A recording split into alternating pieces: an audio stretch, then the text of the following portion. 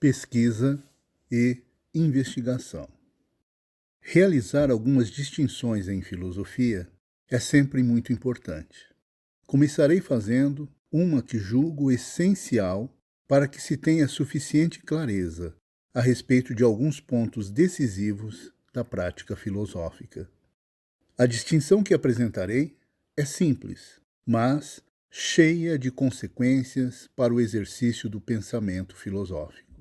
Trata-se da seguinte distinção: há uma significativa diferença que deve ser levada em conta quando vamos tratar de filosofia entre o que seja pesquisar e o que seja investigar em filosofia. Para melhor caracterizar esta distinção, é possível se dizer que nas nossas academias o que se faz é pesquisa, e exclusivamente pesquisa. Toda pesquisa deve ser e é feita inevitavelmente com base em bibliografia. Ou seja, escolhe-se um objeto ou tema de pesquisa, em seguida se cataloga e se lê a bibliografia existente sobre o assunto e, a partir desta leitura, se tira as pertinentes conclusões. Em outras palavras, se faz análise da bibliografia existente sobre um determinado tema e se escreve um trabalho que eventualmente poderá passar pelo crivo de uma banca e esta procurará avaliar até que ponto o pesquisador demonstra dominar a bibliografia e até que ponto ele foi capaz de entender os problemas e as questões que surgem quando se vai tratar daquele tema específico a partir daquela bibliografia. Fazer uma pesquisa filosófica dentro de nossas academias é fundamentalmente fazer isso. Ela impõe a leitura de um determinado número de textos, sejam artigos de revistas, ensaios, livros ou capítulos de livros, que contenham certas reflexões que tratam ou que fazem alguma referência ao tema da pesquisa em questão. Esse é o procedimento padrão. Isso é o que é corriqueiro em todas as instituições acadêmicas, tanto nacionais quanto internacionais. Todas elas funcionam desta forma, ou seja, com base na pesquisa. Todas fazem e produzem pesquisas.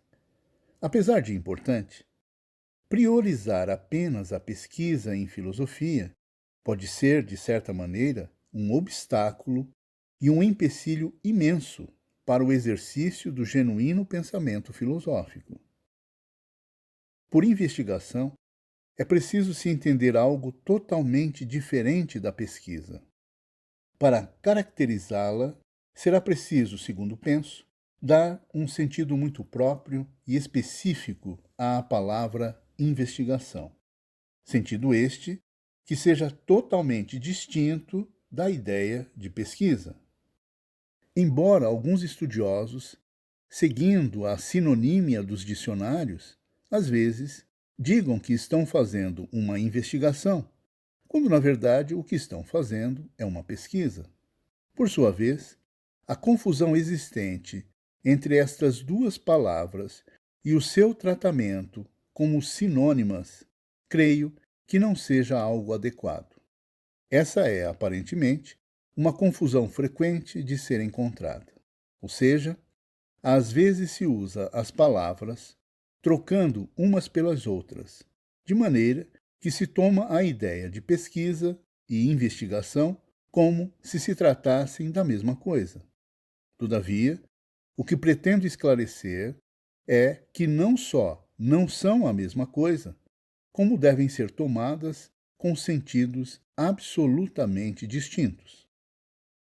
Mas o que é mais exata e propriamente uma investigação? Como é possível definir o que seja uma investigação? Uma investigação só tem condições de ser efetivamente praticada quando conseguimos isolar um tema ou um assunto da realidade, para o qual não exista bibliografia. Ou seja, só é possível abrir caminho para uma investigação quando conseguimos equacionar determinadas questões ou problemas a respeito de um objeto para o qual não há ainda uma bibliografia disponível. Ora, na ausência da bibliografia para o tratamento de determinadas questões ou para o equacionamento de determinados problemas, o que é que se faz ou se deve fazer? Investigação. É exatamente nesta circunstância que se faz possível o surgimento de uma investigação, porque é quando se torna necessário colocar em atividade o nosso próprio esforço de pensamento, uma vez que não existe bibliografia para se pensar um determinado tema ou assunto, só restando explorá-lo e investigá-lo nos seus detalhes e nas suas relações, de forma puramente racional e de acordo com a capacidade desbravadora do nosso próprio pensamento. Quando alguém executa esta atividade, utilizando-se exclusivamente da sua própria capacidade de pensar, ou seja, quando as próprias questões o induzem e o levam a formular e a elaborar todo um discurso lógico, todo um desenvolvimento teórico racional sobre um assunto, independente de bibliografia existente, é que ele estará efetivamente investigando. Em síntese, por investigação, é preciso entender o exercício do pensamento racional sobre um tema ainda não suficientemente equacionado pela burocracia bibliográfica, utilizando-nos exclusivamente da nossa própria capacidade racional para a formulação e desenvolvimento do mesmo. Portanto, investigar significa pensar sem bibliografia, utilizando-se apenas do conteúdo semântico dos conceitos. Para filosofar de fato, é desta forma que um filósofo deve proceder.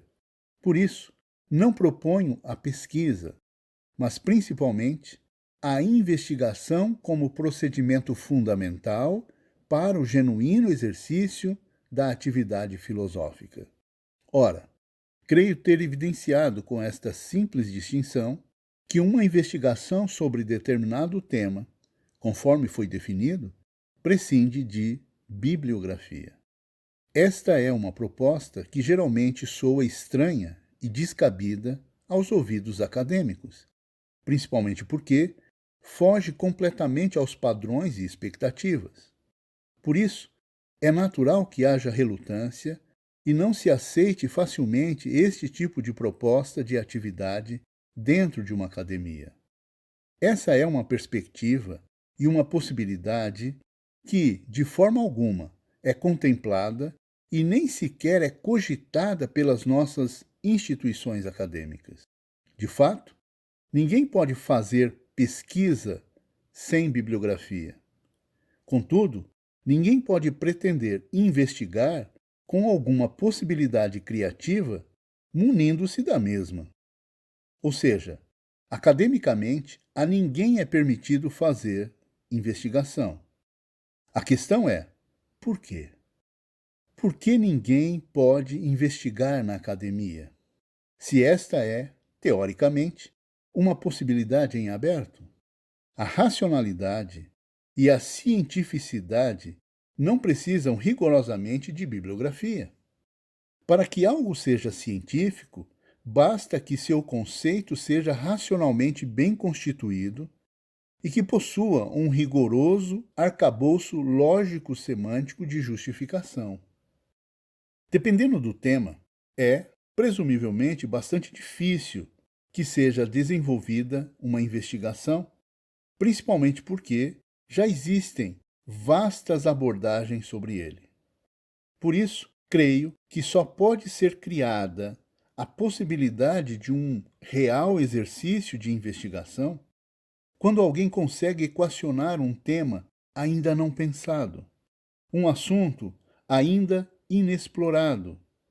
É claro que isso demanda um esforço imenso, porque significa circunscrever um determinado tema, sabendo que ninguém ainda disse ou pensou nada sobre ele, que ele não foi ainda abordado por nenhuma bibliografia e que, se existe uma tal bibliografia, ela provavelmente não o olhe e não tenha a mesma perspectiva que uma investigação eventualmente possa propor sobre ele. Por motivos óbvios, nossas academias rechaçam, afastam e não aceitam este tipo de iniciativa. O que, de certa forma, deve ser tomado como normal e natural que as coisas funcionem assim dentro de ambientes altamente exigentes e burocráticos. O mesmo não deve acontecer dentro de um ambiente que esteja aberto ao pensamento. Concordo, em parte, que a academia não deva aceitar esse tipo de proposta. Porém, desta recusa decorrem várias consequências. Por exemplo, sem essa possibilidade, não se estabelece, na minha opinião, o âmbito e as condições para o exercício da criatividade.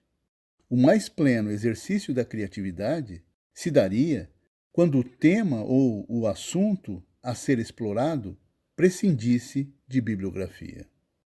Neste ponto, alguém poderia contestar e dizer: mas, se ninguém falou nada sobre isso, então como é que alguém vai poder pensar sobre isso? Eu responderia dizendo que é exatamente nesta circunstância que o pensamento deve encontrar algo a dizer. Só existirá uma investigação quando alguém tiver a oportunidade de dizer alguma coisa sobre algo que ainda não foi dito nem pensado. Só nesta perspectiva alguém é chamado a usar a sua criatividade e inteligência para poder dizer algo, para poder pensar algo, possivelmente novo, pela primeira vez. Todavia, as nossas academias afastam essa possibilidade. Elas não permitem que isso surja, que isso exista e, muito menos, que algo semelhante seja feito. Ou seja, elas aceitam sim que apenas se faça pesquisa.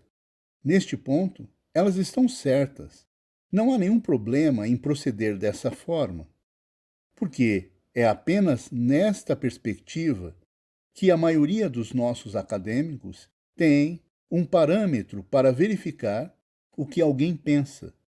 Se for citada uma bibliografia que aborda determinado tema e se forem realizadas considerações e referências a ela, ou se forem tecidos alguns raciocínios a respeito do que foi lido. Nossos acadêmicos têm base e instrumento mais seguros para avaliar o que se está fazendo. Porque a base das referências é a bibliografia. Agora, porém, o acadêmico fica desnorteado quando se institui um tema para o qual não existem referências bibliográficas possíveis e alguém, eventualmente, se proponha a fazer considerações pessoais e legítimas sobre ele, usando da sua própria capacidade de pensar.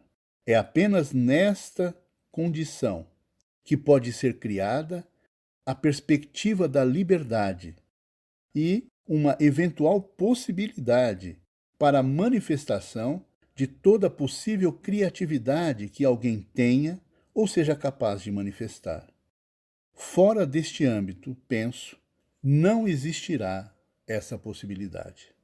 Por isso, creio que todas as nossas instituições, em razão da burocracia que foi sendo montada ao longo dos anos, se tornaram castradoras e limitadoras da criatividade. As academias, por determinarem que o único procedimento aceitável fosse exclusivamente esse, vedaram a possibilidade de que qualquer coisa diferente seja feita com alguma perspectiva de originalidade ou criatividade.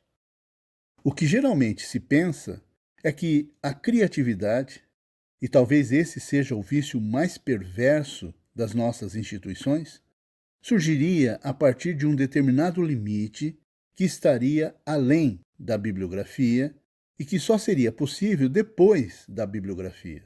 Ou seja, como vários autores trataram de um determinado tema, então se deve primeiro dominar todos aqueles autores e todos aqueles temas para, a partir deles, encontrar uma perspectiva diferente daquela sobre a qual esses autores não tenham feito nenhuma consideração. Só assim, pensam, é que alguém poderá dar um passo além. Por isso, as academias estabelecem como limite a bibliografia. Ou seja, primeiro é preciso dominar uma determinada bibliografia. Contudo, dependendo do assunto, a bibliografia é imensa, existindo milhares de textos para ler e dominar. Desta forma, e com esta exigência, elas se tornam limitadoras e castradoras, porque não abrem a possibilidade de que se manifeste nenhuma espécie de criatividade. Nestes moldes, obviamente, a pesquisa se torna algo limitante. A ideia de pesquisa é boa para formar eruditamente o indivíduo, no sentido de informá-lo ao ponto de permitir que ele adquira uma série de conhecimentos de diversos assuntos e consiga dominar determinados temas até um certo âmbito. Mas fora disso, ele não terá como fazer qualquer coisa de diferente em relação a tudo aquilo que já sabe e aquilo que já existe. Por isso, defendo a ideia de que para abrir a possibilidade da criatividade, é preciso necessariamente se instituir um novo objeto. E fazer isso significa, propriamente, abrir espaço para a investigação. Sendo que a instituição de um novo objeto passa por uma série de exigências de natureza puramente racional, que não a mera exigência bibliográfica.